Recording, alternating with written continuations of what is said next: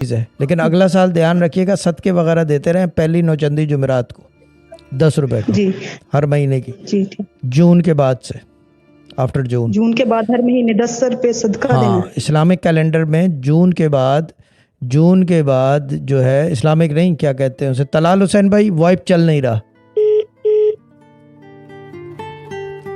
जो जून के बाद जो है आपका, जून के बाद इस्लामिक कैलेंडर से नहीं, जुलाई की पहली जुमेरात को 10 रुपए 7 दफ़ा फिराएं, किसी फकीर को दे जी दें। ठीक है। जुलाई अगस्त में 7 दफ़ा फिराएं, फर्स्ट थर्सडे किसी फकीर को दे दें।